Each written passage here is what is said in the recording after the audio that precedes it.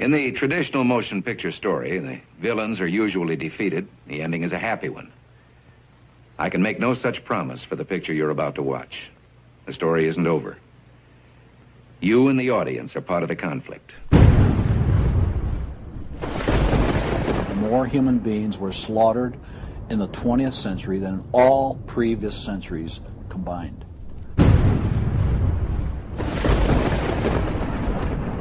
We're talking a congressional record, 135 million dead. Their entire purpose was to detach our culture from any moral anchors whatsoever. You look at the changes in America since 1960, perhaps. The whole culture's been transformed. They're coming out of the belief that the village should raise the child. The village means the government. They have deliberately destroyed the American family, understanding that's the foundational block that builds a society. We've come from Norman Rockwell's America to Hugh Hefner's America. If we lose the Judeo-Christian framework, we're lost forever. The left wants you to think that the cultural changes that have taken place in America since the 1960s have done nothing but progress us forward toward a brave new world. They look at what holds society together, they understand it, but they don't want that. They want change, and they will subvert and rot every good and decent thing we believe in, because they have a vision for a new society, and that must mean the replacement of the old society. This film will show that the brave new world they seek is nothing more than the failed policies and ideologies of the communism that enslaved over a third of the world's population during the 20th century. It will show that most people on the left aren't communist, just the useful idiots Lenin spoke of, being used to promote a socialist agenda, which is the first and necessary step toward communism. They basically try to say that the state itself is ultimate, that there's nothing, no law higher than the state, and if there's no law higher than the state, there's no appeal against it. History has proven beyond any doubt that the free enterprise that freedom produces provides more for anyone willing to work than any other system. So why would the left still be pushing their socialist agenda on us? I mean, it's really just microwave communism. There's only two possibilities. They're either ignorant or they're evil.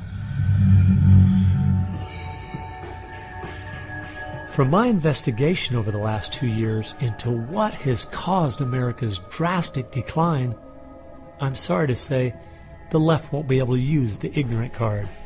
They've left too much evidence of their agenda in their books, articles, and speeches.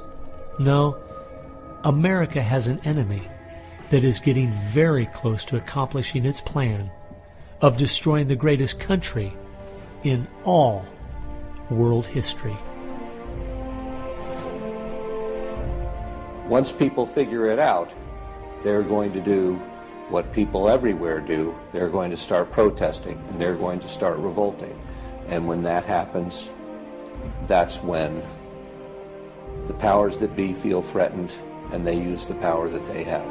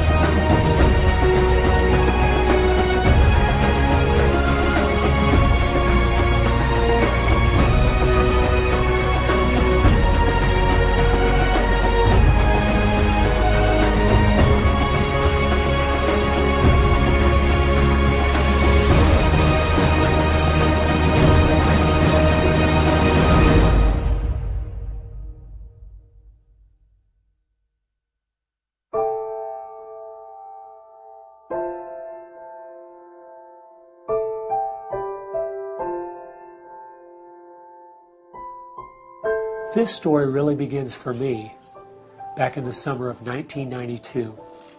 I got a phone call from an older gentleman I knew who was a writer, and he asked me if I'd go attend a meeting for him at the University of California, Berkeley.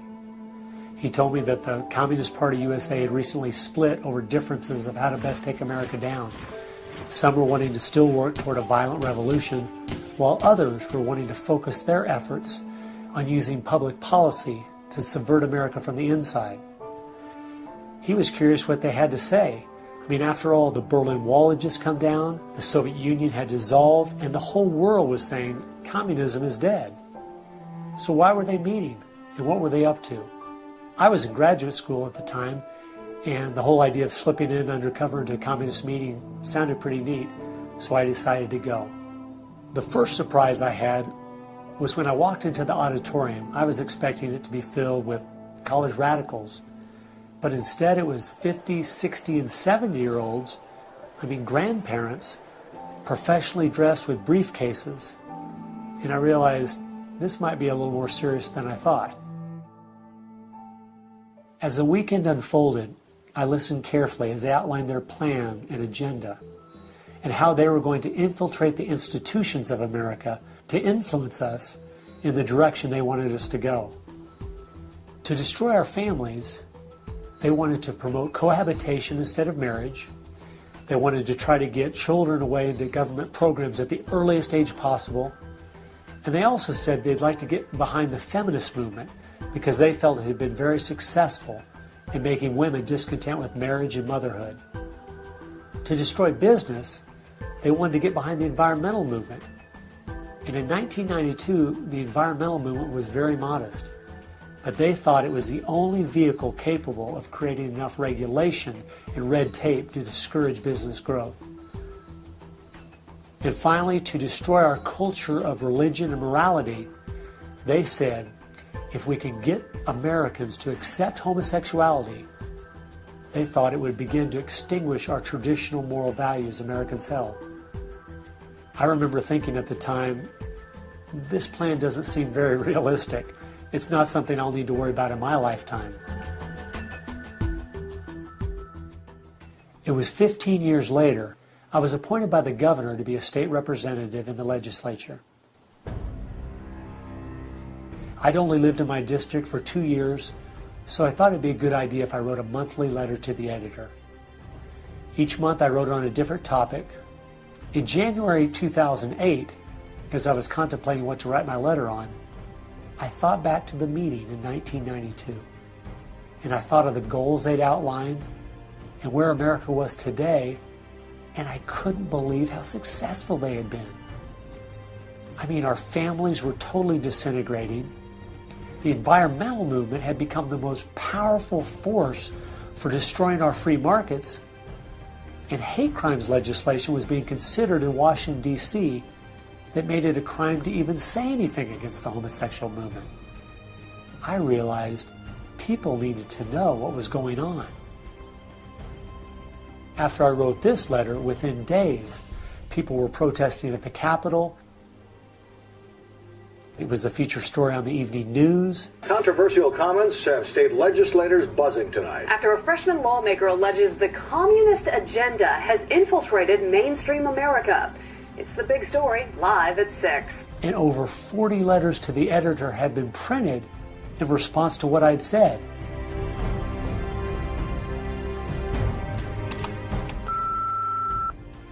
Hey, I just wanted to give you support on your newspaper article. Don't let them grind you down. Bye. I realized then I'd hit on something.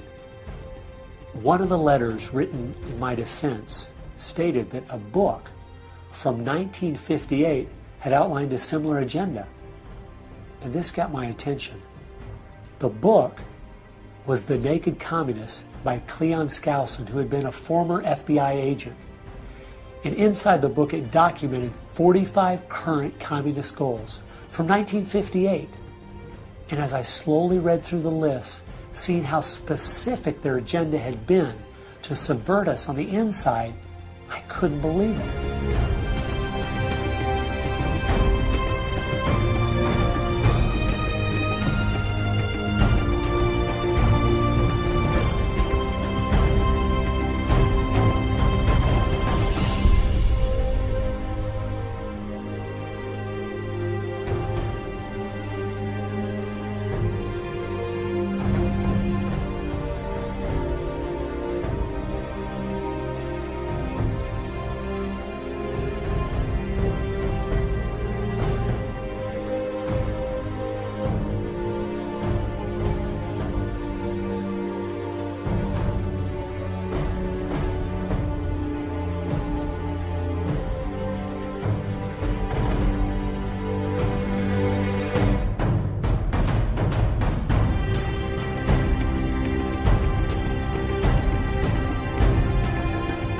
They'd accomplished almost every single one of them, and nobody seemed to be noticing.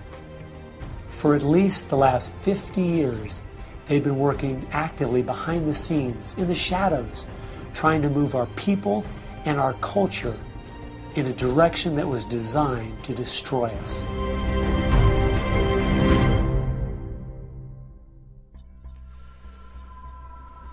Someone needed to find out the truth of what had happened to our country. Could all of these very specific goals have been accomplished by accident? Or was there something there, under the surface, intentionally rotting away America's culture? I decided to go and get the facts from some of my favorite writers and speakers around the country.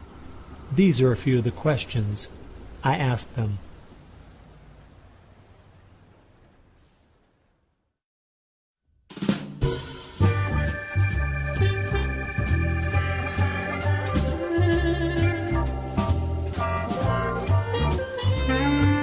The common myth is that communism is dead, but there are more Communist Party members in the world today than there ever have been.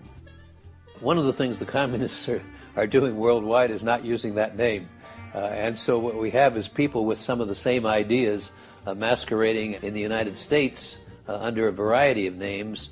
They're even trying to get away from the word liberal to describe them, and they're trying to call themselves progressives.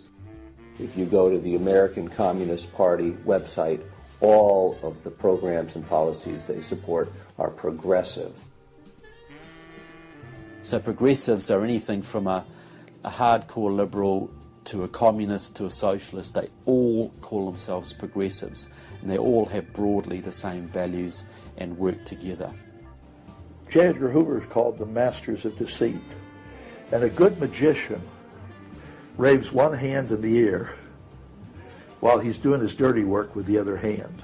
And while everybody's saying communism has died, they moved through much of Africa. Communism is resurgent in South Africa. Into South and Central America. Right now, 6 countries in Latin America are now communistic. We have communist China. We have Cuba, North Korea. We have Vietnam. It still dominates behind the scene in Russia. It's still very strong in Eastern Europe. It is strong in the EU.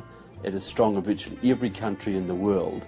Whittaker Chambers said, communism succeeds because most people that promote communist causes are not communist. The useful idiots, that Lenin called them, it gives it an air of legitimacy it would never have if it was identified with communists and communism. So why has it been so easy for them to get people on the left who aren't communists to push forward their agenda? Once I looked at the political scale, it all started to make sense. On the far left, you have 100% government, and on the far right, zero government. Anarchy is no government and doesn't make sense at all. On the far left, you have socialism, communism, and Nazism, all systems that have a socialist form of government with only slight variances between them. Traditionally, Republicans were slightly to the right of center, and Democrats were slightly to the left. In recent years, though, through the radical influence of the media, Hollywood, and the multitude of Marxist professors in our universities, both parties have slid to the left, with the Democrats going so far they have openly joined hand in hand with the radicals. That's why they all work together. All the groups on the left now have the same goal, a socialist America. I thought we were over communism. I thought, okay, we won that battle. The Berlin Wall came down. Ronald Reagan won the day. We've got to look and see how he fought this, because we're fighting it again on American soil. Not hostilely attacking us like we feared in the Cold War. It is from within. And it has no opposition. None. And that's the frightening thing.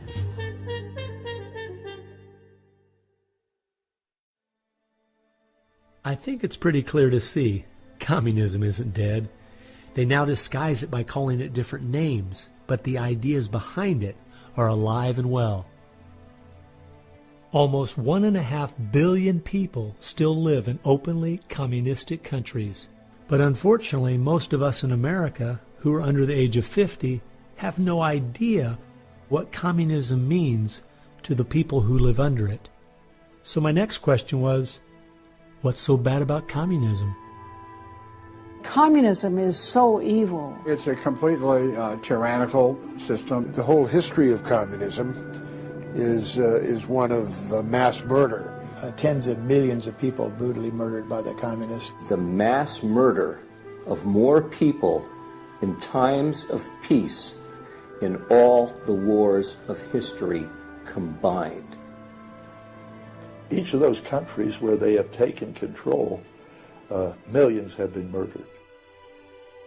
When you're asking for what is the legacy of Marxism, it is the greatest killing machine in all of human history.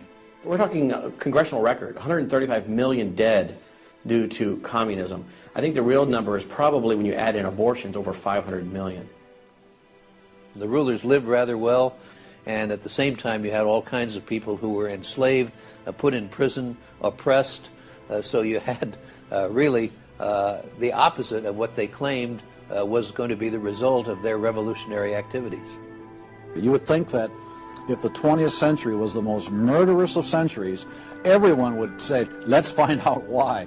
And the truth is, you can't even ask the question. It is verboten to ask the question because the ideas that brought about that mass murder are still being taught in our public schools today. I think one of the reasons this has happened is because there's so much confusion surrounding the word communism. Technically speaking, communism is simply the final phase and goal of socialism. And socialism is best described by two words: big government.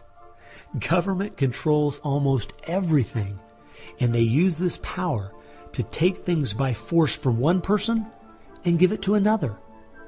The liberals in America sincerely believe that this isn't evil at all. It is what will finally make things fair and just. There's only one problem that pulls some of us away from this wonderful utopian vision: history. From history we see that whether it was Hitler's National Socialism or Stalin's Soviet Socialism, socialism by whatever name and in all its forms is the ultimate evil. Sooner or later, it destroys everything in its path: law, morality, family, prosperity, productivity, education, incentive, and finally life itself.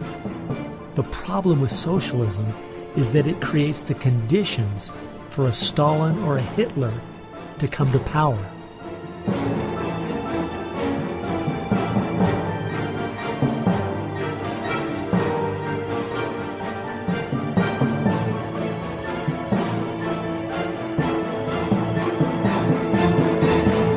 And that's why communism has such relevance today. It's the final destination on the road we're traveling.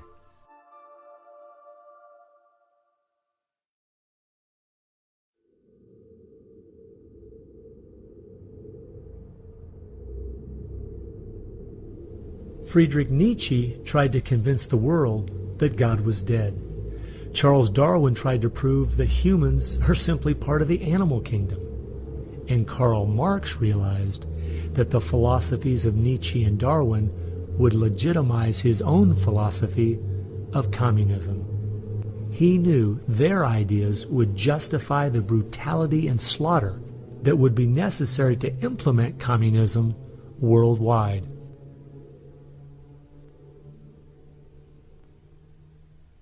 It was in March of 1883, Karl Marx, the father of modern-day communism, died. The assumption that communism would die with him was a logical one, since only 9 people attended his funeral.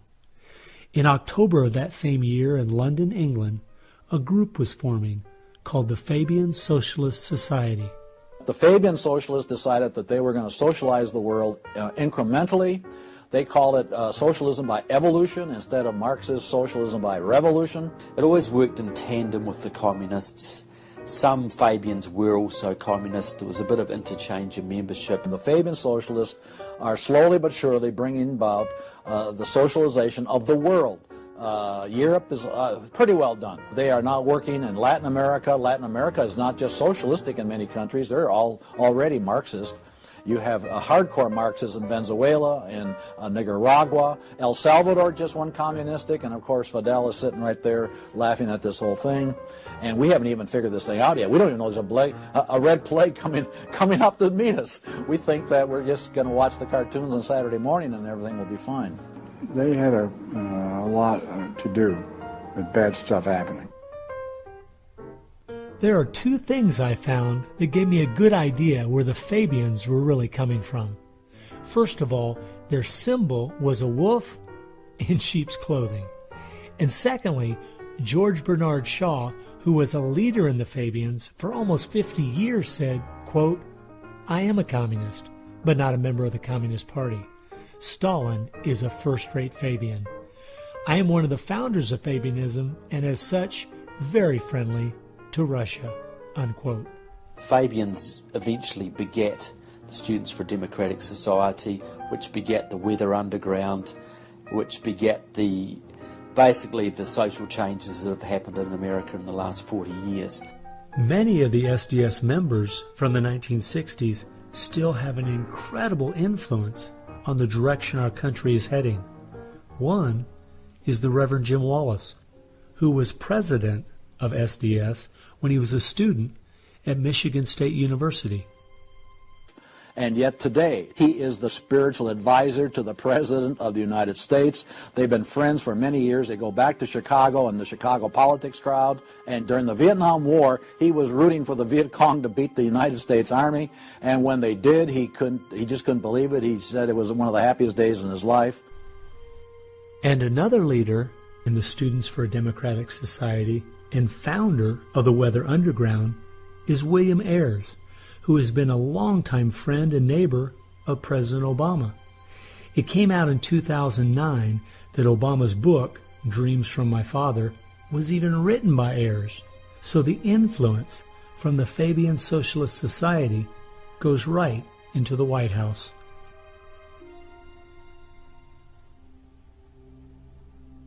The next group I found that has seriously impacted America's culture is the Frankfurt School.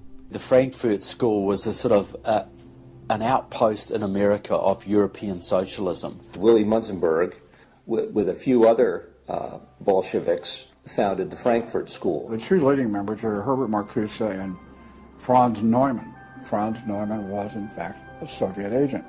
Their entire purpose was to stand the entire educational system of the West, and the United States in particular, on its head.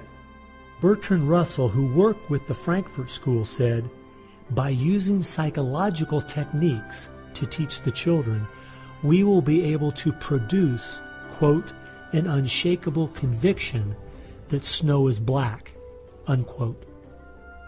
They established a school here. With the help of John Dewey. He helps bring these German intellectuals to America in 1933, drop them down at Princeton, Berkeley, Brandeis, to go after education and media. Included in those goals were the teaching of homosexuality and sexuality to children, the promotion of excessive drinking, and destruction of religion in the United States. That was a big one. And they basically started the social rot. Willy Munzenberg said, "We are going to make the West so corrupt it stinks." I love spending time with my family, July 4th, baseball, and apple pie, and my mind can't even comprehend that there were groups of intellectuals back in the 1930s plotting and planning how they could make America so corrupt it stinks. There are certain lines and certain limits, and the left has always pushed it as hard as they can, as far as they can, and will protect any pornographer, any deviant, any negative cultural form they can find.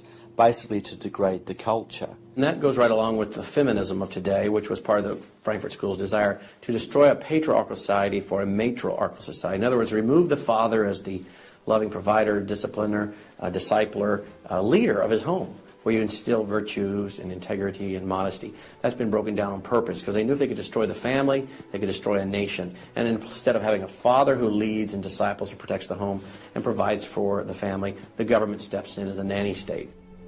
The Frankfurt School developed the concept of cultural Marxism. Penetrate the culture, take it over, and then everything else will follow. And of course they did that, and today we've had a complete cultural revolution. As many people in America are familiar with the phrase "make love, not war," that actually came from Herbert Marcuse, who was with the Frankfurt School. So these guys went after education, they went for media, and they've been very successful in changing the entire worldview of Americans through what they call political correctness, but it's really cultural Marxism, with the goal being to destroy Christianity, then create chaos, and then move to their ultimate goal, which is from cultural Marxism to traditional Marxism, which is socialism. Most of the strategy to remake America from within started with Antonio Gramsci, who wrote over 2,000 pages back in the 1930s outlining how to take a Judeo-Christian culture down from the inside. The plan he suggested has been the main focus of the left ever since. Antonio Gramsci was a neo-Marxist philosopher. Antonio Gramsci was an Italian communist. Antonio Gramsci is probably the biggest troublemaker in the world. He's probably got more responsibility for our social ills than anybody else on the planet. He knew of the importance of undermining the morals in the character of this country. Because America had a strong Christian heritage, you had to attack the culture. You had to change the culture. Even to pornography, into areas that most people normally wouldn't accept. He said that we're going to destroy the West by destroying its culture. We're going to infiltrate and we're going to turn their music, their art, and their literature against them. That means that you penetrate the universities, you write the books, the novels, the poetry, the music, the book reviews. And once you control the culture, then you can sort of shape the thought of rising generations. He differed with Marx. Instead of, for example, destroying the church and the other basic institutions, he said infiltrate them and use them to change the culture. What Gramsci had to say was that this is the way that government is perpetuated and society is perpetuated is through these churches, because they set the standards, they set the framework of the way people live, of rules, how a family should be structured. He didn't want a revolution on the streets that would be overturned by the police the next day. He wanted to change society over the long term so that we'd have a revolution without us even realizing it, basically. And the communists have been very effective in promoting their ideology in Hollywood, in the mass media. And I think he was quite right. I think that's exactly what has happened. I think that's the way it's worked. I think it's working that way now. And that's where a lot of these people come from. And that's been the big success story of communism in the last 50 years. It's the professors, it's the educationalists, it's the journalists. They are the shock troops, the Gramscian shock troops of the future. And one of Gramsci's all-star disciples, Saul Alinsky, became one of the most influential radicals of the 1960s. Well, Saul Alinsky was a prominent radical in 1930 Chicago. He worked closely with the Communist Party. He used to go down and train at the rifle range with Leon Dupre, who was later a mentor of Barack Obama. And they used to train to shoot because they knew the revolution was just around the corner. But that didn't come, so he got a bit more subtle. Well, Saul Alinsky called for a community organizer to stir things up, to create agitation. In fact, he said you'll be accused of being an agitator, and that's exactly what you are. He wanted the haves and have-nots fighting with each other. It wasn't until I was watching an old film from World War II that I realized what the left has been doing in America to pit the poor against the rich, blacks against whites, and the young against the old, is the same tactic Hitler used to disunify Germany. You see, they knew that they were not strong enough to conquer a unified country. So they split Germany into small groups. They used prejudice as a practical weapon to cripple the nation. Remember that when you hear this kind of talk. Somebody is going to get something out of it, and it isn't going to be you. And they use the conflict as justification for more government to stop the chaos. So they create the chaos, and then they step in as a solution to the chaos. And as Francis Schaeffer said, once this chaos comes, most people will willingly give over to an authoritarianism because they don't want the chaos. His book was kind of the field manual, if you will, for these activist organizations. Which President Obama studied and taught at a workshop for 4 years in Chicago as a community organizer for Acorn. As I was reading through Rules for Radicals to see where he was coming from, I just happened to take a look at the dedication in the front of the book. And this is what I saw. Quote, "Lest we forget at least an over-the-shoulder acknowledgement to the very first radical, the first radical known to man who rebelled against the establishment and did it so effectively that he at least won his own kingdom. Lucifer." Unquote. Saul Alinsky from Antonio Gramsci has had an incredible amount of influence on our president and on our society, and he dedicates his book openly to Lucifer, Satan. I think that says more about where their ideas and plans are based than anything else. You asked what Saul Alinsky's impact is on the leftist movement today, and it basically defines it. It defines it. Saul Alinsky took the best of Gramsci and the best of the Fabian socialist ideas, combined, repackaged, and sold them to the 60s radicals. After studying Alinsky, Richard Cloward and his wife, Frances Fox Piven, came up with what is today known as the Cloward-Piven strategy. Now, their idea was basically that to destroy society or destroy capitalism per se, they needed to overload the system. The idea was to get everybody you possibly could on welfare, to get everybody you possibly could basically milking the system in some way or another. It was called the crisis strategy, and it became very well known by activists and radicals in the 60s. They published an article in the May 1966 issue of Nation magazine called The Weight of the Poor, in which they outlined their strategy. Rathke read that article, and Rathke ended up starting what we now know today as Acorn. And of course, Cloward and Piven had been studying Saul Alinsky. So Antonio Gramsci gives us Saul Alinsky. Saul Alinsky gives us the Cloward-Piven strategy, this husband and wife that said, hey, let's collapse the American economy by implementing so many entitlements, so much of a welfare state at collapse. Rathke studied the Cloward-Piven strategy. He starts Acorn. And of course, Acorn gave us Obama. And to show what a small world it is, Wade Rathke, who started Acorn, was the draft resistance organizer for SDS, the group the Fabians started. They've used that strategy ever since to expand voting rolls, to expand welfare rolls wherever they can, basically just to overload the system, to increase the tax burden on the middle class, and basically bring capitalism one step closer to destruction. I guess we shouldn't be surprised that we still have open borders, that so many people are dependent on the government, and that the left keeps pushing these programs when all they've done is tear apart the black families in America and create generational cycles of poverty.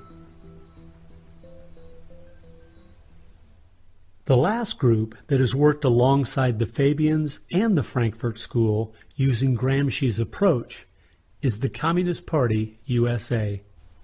Probably the most important book on this subject is called Towards Soviet America by William Z. Foster. William Z. Foster was the head of the Communist Party himself. He ran for the President of the United States in 1932, but in the book Towards Soviet America, he literally lays out chapter by chapter by chapter what is entailed to bring about a USSA, not just a USSR. Two of the movements they started in America have played a significant role in tearing apart our families, in breaking down our morality. Betty Friedan is credited with really starting the feminist movement in this country. The purpose really was to attack full-time homemakers, to get them out of the home, to make them think they live dreary lives, to make women feel they are victims. It's the science of victimology. And that is so unfortunate, because the American woman is the most fortunate class of people who ever lived on the face of the earth. And to try to tell them that they are victims of an oppressive, unjust patriarchy is just a grievous lie. But unfortunately, they are teaching young women that and have been doing it for many years. While Betty Friedan was pushing her book, Feminine Mystique, she implied that she was coming from the point of being a frustrated housewife herself and just wanted to be a help to other women. But later, in the 1990s, it came out she was in fact a radical propagandist for the Communist Party and a staunch supporter of Stalin. So when she had described the American family as, quote, a comfortable concentration camp, unquote, it wasn't because of her experience at home. It was because she was just doing her part to dismantle our families. I'm a student of communism, and the communists set up various groups and various societies. Their society that they set up to promote homosexuality in this country was called the Mattachine Society. And it was founded by Henry Hay, a leading member of the Communist Party. So since I was studying communism and teaching on the issue of communism, you just follow leads, and all of a sudden you realize, what is this Mattachine? I've never heard of this Mattachine Society. Well, it was Henry Hay's organization set up to infiltrate the culture of the United States to make homosexuality normal. It's always been a movement dominated by the left. It's all these so-called isms. You will find there's a communist or a socialist behind every one of them, and you'll always see their targets. It's basically the traditional family unit. The war is still against the family.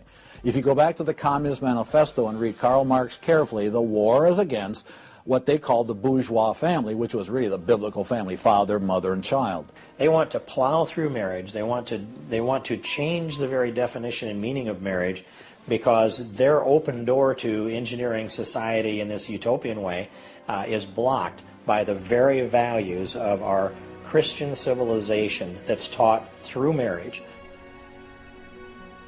And so the left just has got to destroy the family, because if there's any one thing that will prevent the left from carrying out its agenda, it's healthy and strong nuclear families.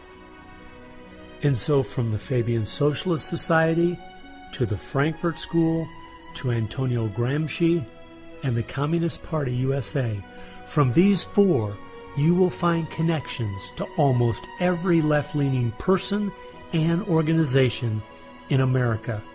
Their influence has been incredible.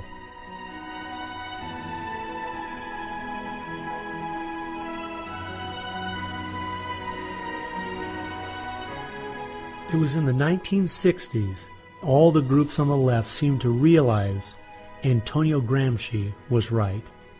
In a Judeo-Christian society, you will never be able to persuade people to rise up in a Marxist revolution and start killing each other off. The only way to take the culture down is through penetrating the institutions of influence to change the people from within.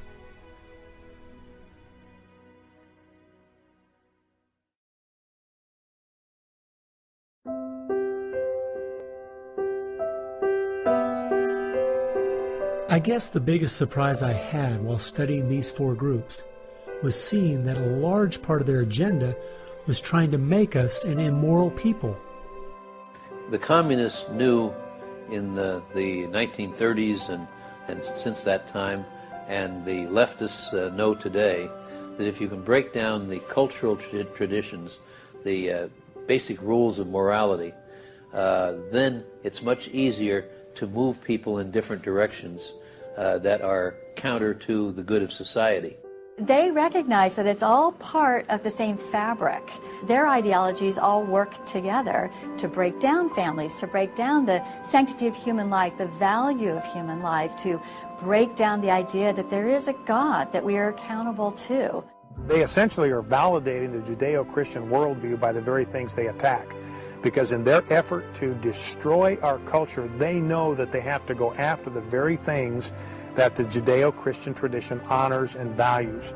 Morality, belief in God, faith, the importance of family, the sanctity of life, the sanctity of marriage. It's amazing our enemies could see our morality was our greatest strength, and yet so many Americans don't seem to get it. Morality is simply having the character to do what you should do instead of what you have the freedom to do. And that's the only way freedom works. A people cannot be given freedom without morality, or they will self-destruct. And that's what we see happening in America today. The bottom line is freedom and free enterprise are simply fruit on the tree of morality. Our founding fathers clearly understood this principle, and so do our enemies.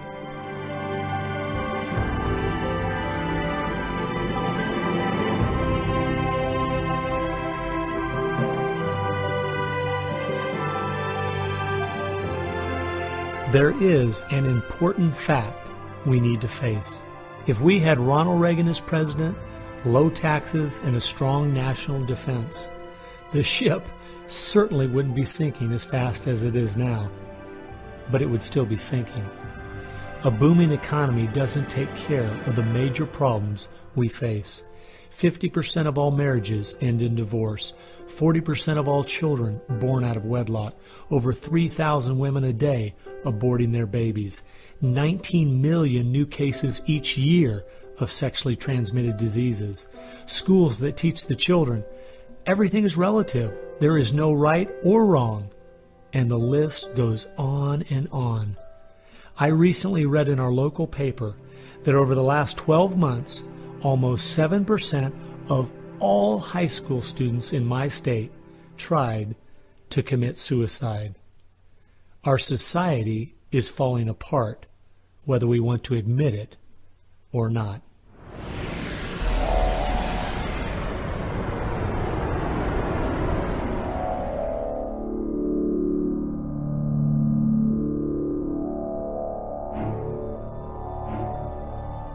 Karl Marx had the insight to see that dethroning God and destroying capitalism went hand in hand. As you attempt to dethrone God by erasing the morality in a society and destroying his institutions, the family and the church, you are destroying capitalism. Because as the families fall apart and the church loses its influence, society starts to crumble. And then government has to expand to pick up the pieces. The question, as Whittaker Chambers put it, was God or man? God or man? Karl Marx was an atheist. Marx's philosophy was that people existed for the benefit of the state. What Marxism did and does, and all the other isms of the modern era, is to try to dethrone God by deifying man. You have to discredit God. He's your competition.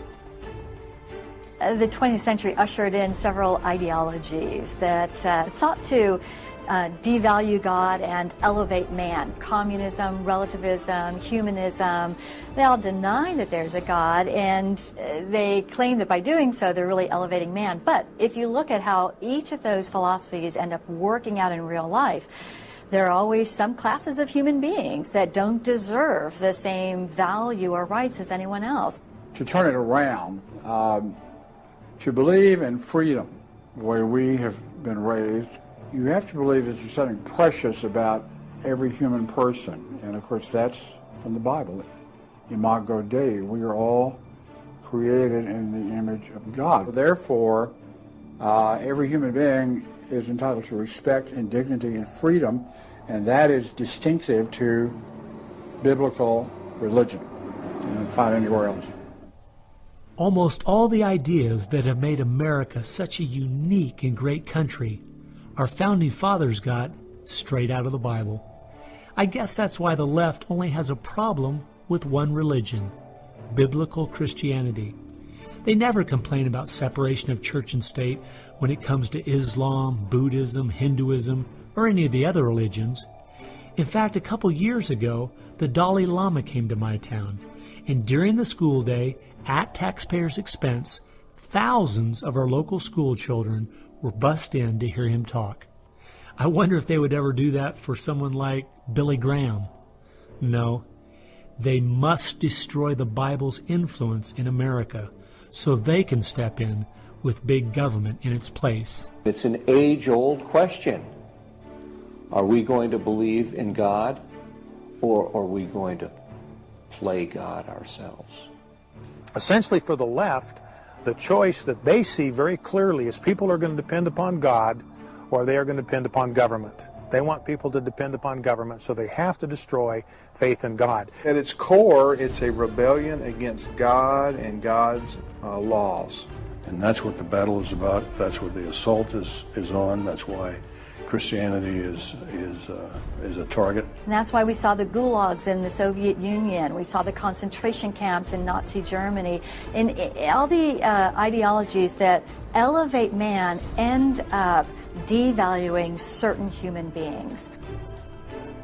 Dictators of the left, Hitler, Stalin, Mao, Castro, and all the others, always have come to power by acting like they're going to change things to make it better for the people. Yet history has shown us the devastating results that have happened every single time.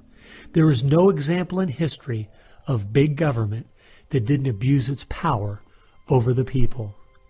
But people who have believed in the God of the Bible and that our rights are a gift from Him to everyone have always stood up for the preciousness of every human life. You look at those who have fought for true human rights throughout the ages, and it's those that do have a strong faith in God, those who fought against slavery, and those now today who are fighting for the sanctity of human life. Like the Declaration says, we hold these truths to be self-evident, all men are created equal. Aristotle didn't believe that. He said, no, some people are born to be slaves, and some other people are born to rule over them.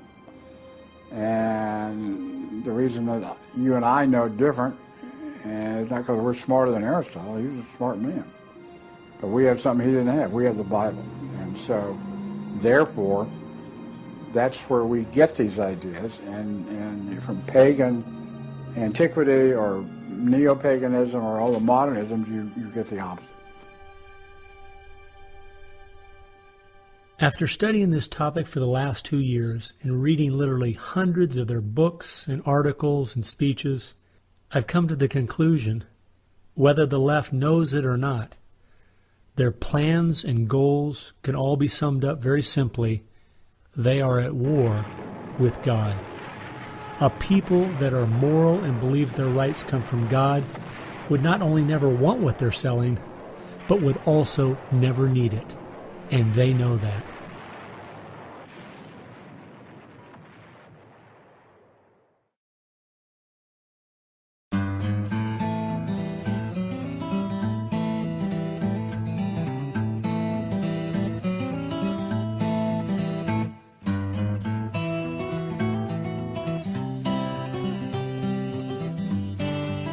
It's obvious if you're trying to subvert a country, you want to control the news. You want to control public opinion. And a lot of people realize, well, there's a biased media, and most people know that. Even the Washington Post admitted it. Yeah, we were biased for Obama, so what? And when you enter into the equation, so what?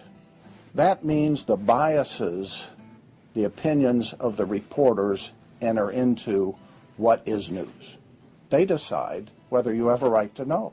And it's no longer a bias. They turn from just political bias to activism. They go to the places that influence, or I should say, where they can have leverage. Generations of journalists have been trained to interpret events, interpret the news, not report the facts, interpret the news. They do not deal in facts because facts aren't effective for them.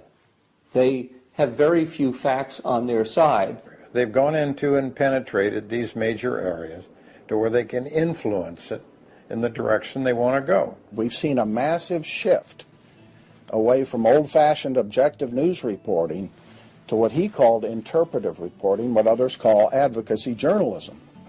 And it's advocacy for a cause. And as a result, we have a news media in the United States that is extremely liberal at the present time. Which was a major, major goal, to control not merely the newsprint, but the television media and Hollywood. Stalin said himself, if I could control Hollywood, I could rule the world.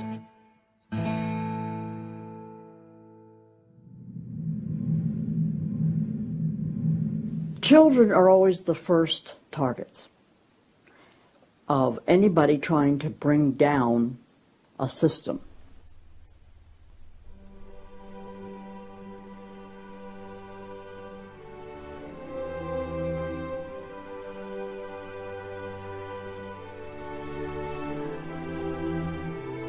John Dewey is believed to be the most influential man in the whole area of public education. He went to Russia in 1928 to help study the Karl Marx way of education and bring it back to America. Dewey was an atheist. He was a socialist, a humanist. He was part of the Socialist Society in America, helped found that. What he believed in was that education should socialize the child to make him a willing tool of the state. It might be surprising to some that the man who is still idolized as the father of public education in America is the very man who did everything in his power to dumb down our children so that they would willingly accept his vision of a socialist America. It started with Dewey in the early 1900s. It expanded, really expanded since the 1960s. The hard left gets control of the teachers' unions and the training colleges. If you've got those two institutions, you can pretty much dictate all educational policy. The people who were demonstrating against our country and against our government in the 1960s have now become tenured professors in the universities. So they're the ones who are writing the textbooks, teaching the teachers, running the teachers' colleges. And it's self-perpetuating, because once you have the universities, then you train more cadres and more and more and more. And they discovered that they could do more to remake our country by going into the schools than they could by throwing bombs. I believe the average patriotic American underestimates the importance and influence education has on their children. That's how the large majority we had in 1980 to elect Ronald Reagan in a landslide has been lost. It's not because the other side has had lots of children. No, they're aborting theirs. But instead they're capturing ours through the propaganda they teach them, 7 hours a day for 13 years, and even longer if they attend college. We are losing most of our children to the other side because of the anti-American, anti-God, and anti-free enterprise rhetoric they are filled with in the government schools. Government schools are not teaching basic reasoning processes. They're not teaching logic. They're not teaching actual data of history and science and mathematics.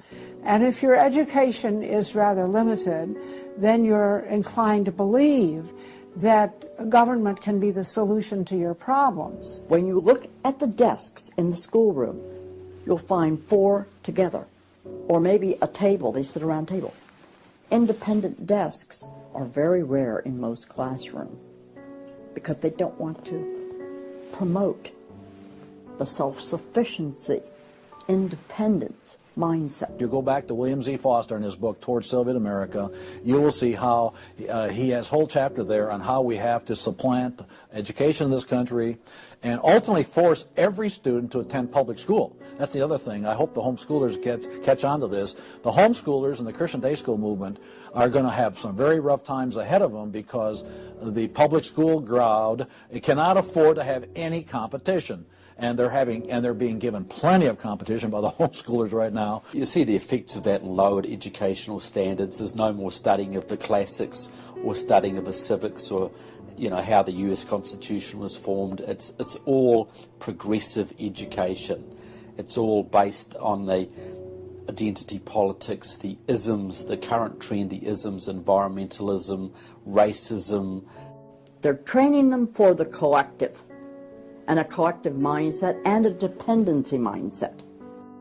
And it seems that they, again, want to have people be uneducated, so then they do become wards of the state. They're dependent on the government to provide everything for them. It's under 10% of kids believe that there is an absolute right and an absolute wrong. And why are we surprised? We've sent our kids into this government system that indoctrinates them, that teaches them about tolerance and diversity and multiculturalism, and not about reading, writing, and arithmetic, not about what our founding fathers had to say. It's consequences. Few would argue that the education the children are receiving in the public schools is pathetic at best. But with the amount of tax dollars we spend each year, over twice as much as it would cost to send the students to private school, why do we allow this to continue? The group that my investigation led me to, that seems dedicated to making sure the children don't get a good education, was a real shocker. The schools are pretty much controlled by the Teachers Union, the National Education Association. If you look at their platform and goals, you would think they were a socialist or almost communistic organization. They are for the entire feminist agenda, starting with abortion on demand, tax-funded abortions. They're for the whole gay rights agenda. They're for the whole globalism agenda. They are extremely anti-parent.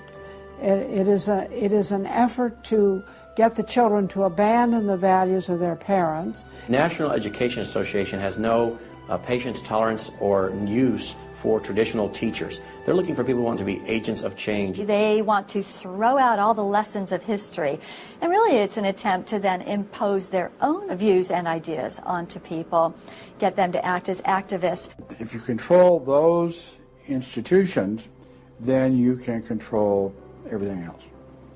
It's all public schools, all for their jobs, and they have gotten behind all of the radical kinds of curriculum that's being introduced. They're for it 100%. They've had a tremendous effect on public education. It's not positive. We also see immorality being promoted through our schools. The kind of sex ed curriculum that is being used and paid for with our tax dollars would shock most parents. I think one of the main problems we face is parents naively thinking that the schools are the same today as they were when they were young. They don't realize there is a battle going on in this country for the hearts and minds of our children. The game is between 15 and 25 years of age. That's the whole game. If you're over 25, the chances are they're going to put a few pennies towards you to corrupt you. But their game right now is to corrupt the 15 to 25-year-olds or less. And right now they're down in the first grade with Heather Has Two Mommies, Daddy's Roommate, Gay Pride Parade, and now by 8th grade they'll pass out condoms in school colors because that's so patriotic. And it's perfectly obvious that you get a hold of the child early, you can change his values away from his parents' values and get him to follow you. And they're very open about saying that. The National Education Association has passed resolutions saying they want children from birth. Isn't that interesting? The Communist Manifesto also thought the state should take control of children at birth. The left has always been good at disguising their real agenda by coming up with phrases made from words we are very familiar with, but then giving them new definitions. Social justice is the current phrase of choice and is being used to teach children the failed Marxist ideas of yesteryear are what they should strive for today. We see social justice curriculum today, which is the buzzword for communism, socialism, Marxism, which Bill Ayers is teaching. It's in many of our colleges, and the social justice curriculum is being taught in high schools all over the nation. Justice is good. If you then start calling it something blank justice, then you're modifying it. And what it really means is, I think, taking from one group of people and giving to another group. So I would call it socialism. and it's used to break down the differences between the way things are done and the way it should be done. So when they're teaching social justice in the schools, they're not talking about free enterprise and capitalism and individual self-responsibility, all the things that made America great. They're talking about the things that made Europe and the Soviet Union and China so bad. The longer we allow our schools to teach the children that America has so many faults it's not worth saving, instead of the fact that even with its faults, it is the greatest country that has ever existed, the less chance we have of ever turning our people back from the dead-end road we're currently on, a road that promises to give us a perfect world if we'll only give up our sovereignty and our freedom. You're going to find more and more of the following. This is now called a world pledge. We no longer want the Pledge of Allegiance to the flag of the United States of America because that is considered nationalistic, and of course the socialists, communists, and the Marxists and the extreme left wing in the country want nothing to do with it. I pledge allegiance to the world, to care for earth, sea, and air, to honor every living thing with peace and justice everywhere. This came out, first of all, in Superior, Wisconsin. So Superior, Wisconsin was their guinea pig, and there was very little said against it, and so it would then go to the next and the next and the next, and before long you'll have the whole school system standing up saying, I pledge allegiance to the world instead of I pledge allegiance to the U.S. The public schools right now, if you'll read Towards Soviet America, have nearly accepted every item that William Z. Foster said we needed to place into the public school curriculum. And we're seeing the results. You know, people are not as informed as they once were. They think in different ways, and they think in the way that the left intends them to think. Antonio Gramsci realized that if you can take over the institutions in a culture, you will be able to use those to influence society to create the socialist man you want. I think the most brilliant part of his plan was that he realized you could not only create a man that wanted big government to take care of him cradle to grave, but, and this is the genius of Gramsci, you could create a man that needed big government to take care of him cradle to grave. A man so dumbed down and so minimized in society, he wouldn't have the intellect or character to take care of himself. The reason this is so deadly for America is that once we have a certain percentage of the population in that category, our limited constitutional form of government is no longer possible because too many people won't be able to exist in that framework. We are approaching that tipping point rapidly.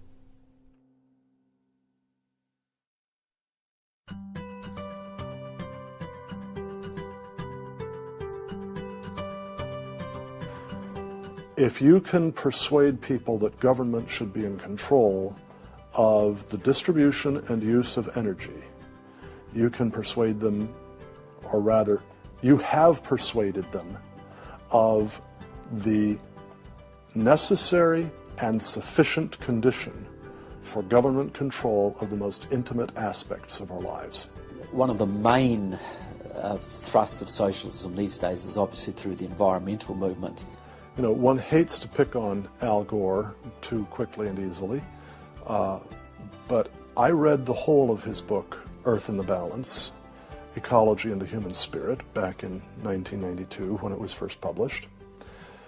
And if you know anything about the history of political philosophy, you read the last chapter in that called A Global Marshall Plan, and you understand that there is no way to implement what Al Gore was calling for in 1992 in that book except by means of totalitarian world government.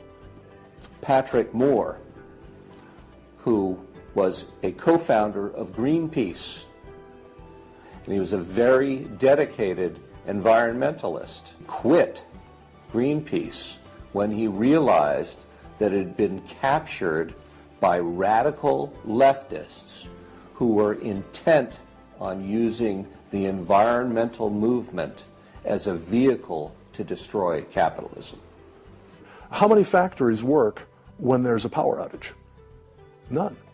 You want to hurt business, you want to drive down industrial production, you just drive up the prices of energy, you just diminish its availability, and the easiest way to do that is to make people scared to death of the cheapest forms of energy, which are fossil fuels, oil, coal, natural gas, and nuclear energy.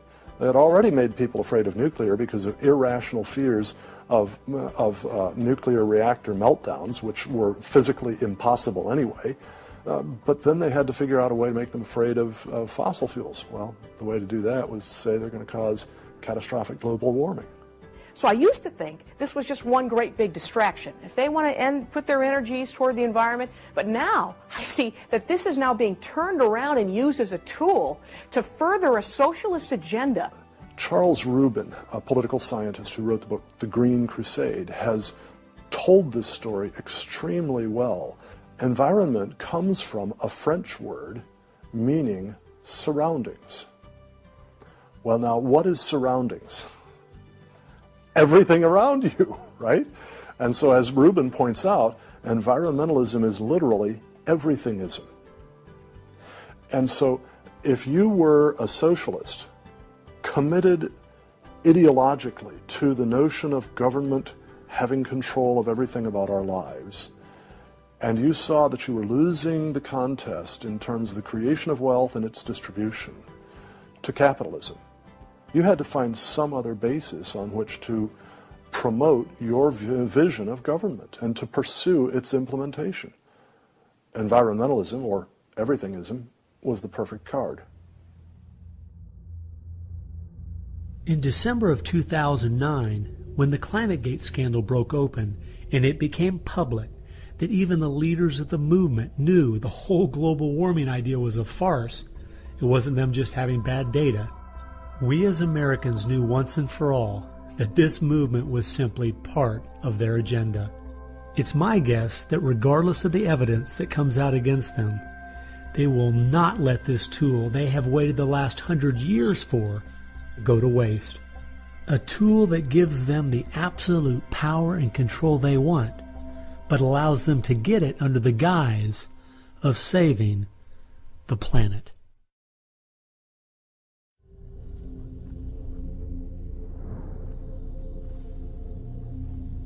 He was born of left-wing parents. He was mentored as a young man by a Communist Party member called Frank Marshall Davis. Now, Davis joined the Communist Party in Chicago, and he was very well connected there. So young Obama eventually wound up in Chicago, and he started working with the very same people that had been working with his friend Frank Marshall Davis. All of his associations have been with people that are way left of center, hardcore left. And he's doing nothing more than what is predictable based upon that background. The nicest word for his agenda is the socialist agenda, and we could go on down the line of the other descriptors of the types of an economy and a society that he's building. It's all the things that Gramsci wanted to use for social change. Yeah, he's the epitome of the movement. If you think there's no way that so few could be so effective, consider this. When the Communist Party USA split in 1992, the group that formed was the Committees of Correspondence, and it was their meeting I attended that summer at Berkeley. As I started researching that group, I saw that many of the same people who started or have worked with the Committees of Correspondence and its sister organizations were the same people who were involved with President Obama's campaign and administration. I found file after file on Trevor Loudon's website documenting with footnotes and photographs these connections. The radical left has been so successful they have persuaded the American people to put one of their own in the White House. Socialism and Marxism go together like Mary and Mary's little lamb. The general populace knows very little about what what the socialists are up to. If you're going to find socialism, you're going to find the hardcore communists right behind it. One of the main avenues has been through what they call the Congressional Progressive Caucus. 20% of the US Congress are members of this organisation. They have chairmanships of most of the major House committees and are easily the single most powerful bloc in the US Congress. And virtually all of them are tied to either Democratic Socialists of America, the Communist Party USA, or other radical organisations. We're literally at this very time watching what's transpiring and has been going on from the Fabian socialist point of view from 1883 to the present. So these guys don't give up. And they're going at a breakneck speed because they know they've got an opportunity now to change America in a way that can never be changed back. And they're going for broke. The Bolsheviks, they're just waiting in the woods and they're just smiling like you can't believe.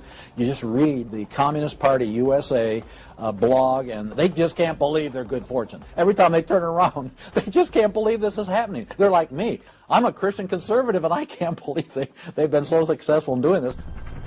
The left has started multitudes of foundations and nonprofit organizations, many of which are using our tax dollars to grind America down.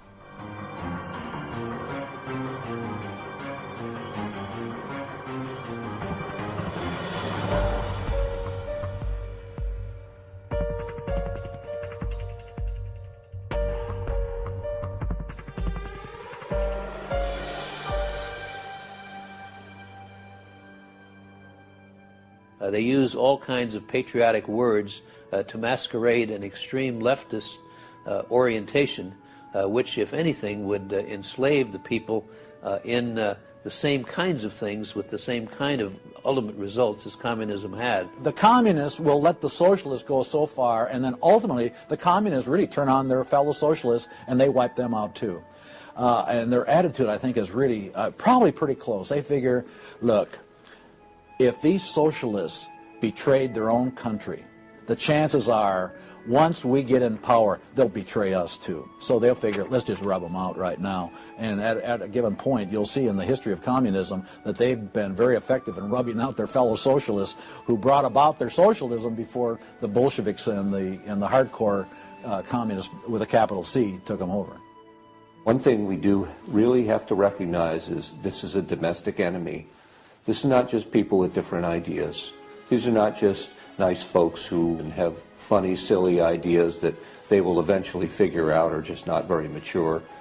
No, these people are dangerous, dangerous enemies, and they are intent on overthrowing this country and imposing a socialist system that will mean extreme hardship for the vast majority of people in this country. That's true with them constantly seeking to re-engineer society so they reach this level of utopian perfection. Where we, on the other side, we advance the idea that this is about the cause of freedom, and if it hadn't been for Jesus Christ, there never would have been a United States of America, because the inspiration for freedom drove our founding fathers. They were informed by their faith, and I believe guided by the hand of God.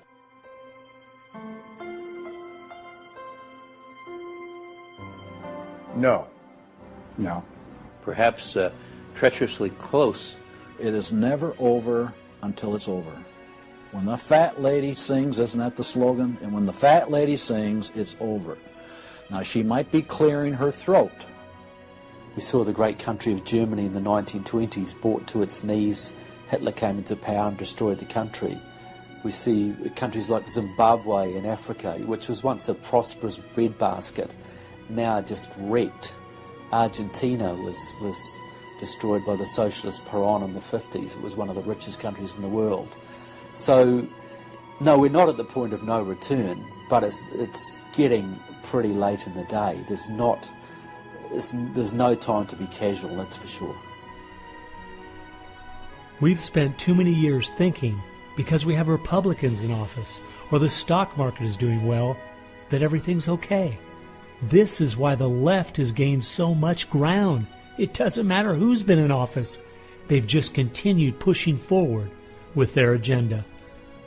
Well, I believe this is our last chance to push back.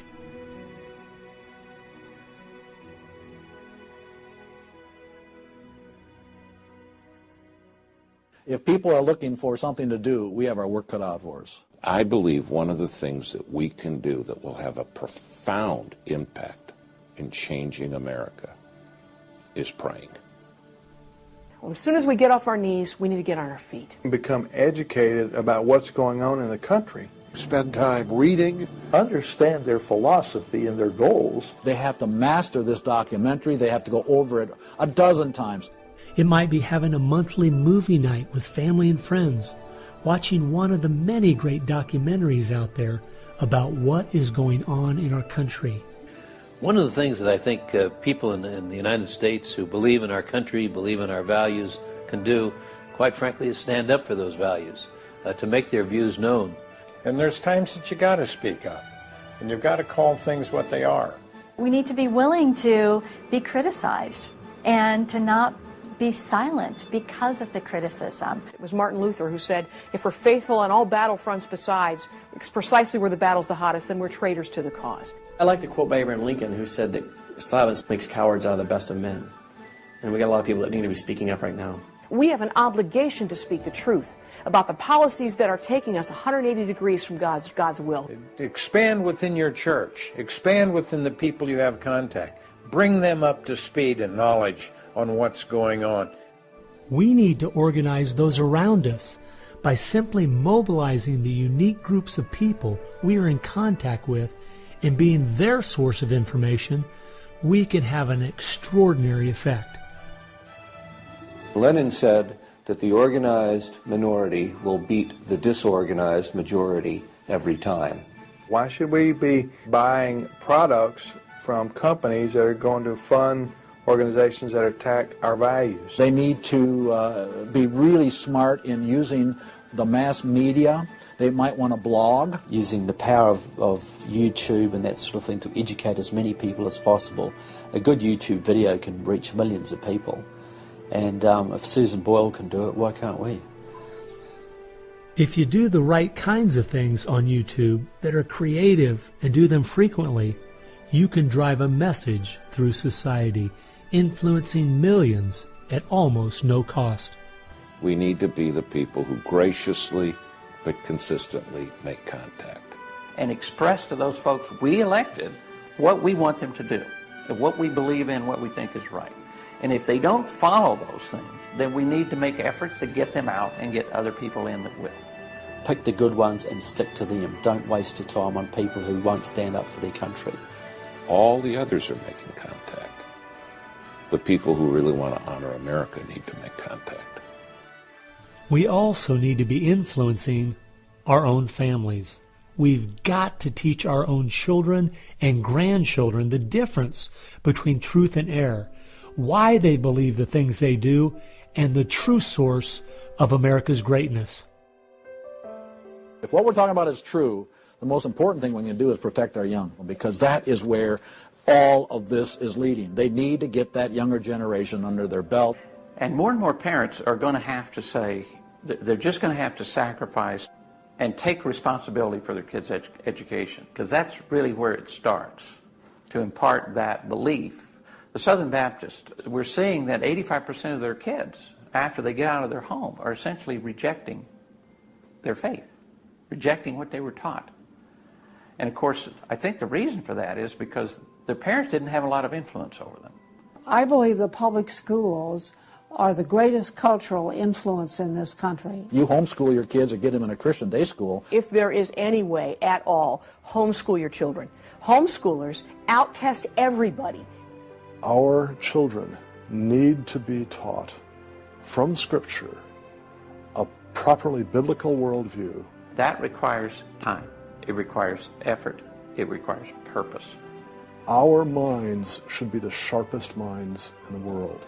We need to work within our family to educate our children on what kind of country they live in and build their faith, and then get involved. The left has been working for decades to push us away from God and His laws, and we need to be willing to sacrifice whatever it takes to turn our country back to Him. Throughout our history as Americans, though, there has always been a great price to be paid for preserving, protecting, and defending this great land. the people who built America paid a great price. The people who went to war for our nation, boy, did they pay a price. And one of the American values was, we will pay a price for what is right.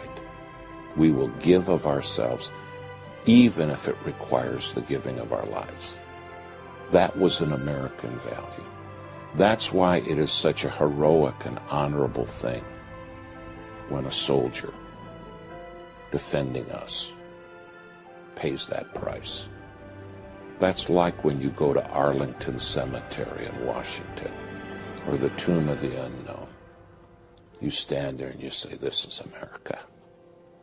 We were the people who so believed in these values that it's an honor to stand for, even if it can cost you your very life. One thing I think we do need to remember, though, is that as we look at those we consider to be heroes in the past, they weren't people who just went along with the status quo. They weren't people who were just saying what was accepted at that time in history. They were people who were rising up above the evil that was being committed in their culture at that time. That's why they were heroes, because they weren't like everyone else. Never, ever lose sight of the power of one individual American. They can have an unbelievable magnifying effect just by the very fact they make up their mind to do so. The hope is in this, as Francis Schaeffer said, that as the dull ache of the human soul can no longer be filled with material prosperity, people are going to turn to spiritualism, whether it be pagan spirituality or biblical Christianity. We know, according to the Denver Post, June of 2008, pagan spirituality is doubling in America every 18 months. So we better get out there, because I'll tell you, pagan spirituality and Christianity will both get you to God, but one will get you there as your judge, as your Savior. If we humble ourselves, we fall to our knees, if we seek His face, we pray, and we turn from our wicked ways, then we have a chance for God to hear from heaven, to forgive our sins, and heal our land. And if we are being judged, then we need to use this as an opportunity to show people that this judgment in this life is nothing compared to the judgment that's to come, that's eternal, and really make them understand the importance of fleeing God's wrath by accepting Him, repenting of their sins through faith and repentance. I believe that's the only chance, the only hope we have as a nation. Hope is not found in rhetoric. Hope is found in God, the God of creation. And you know what? Our founders were in covenant with that God. You need a dedicated, informed, praying Christian making things happen and being determined to do so.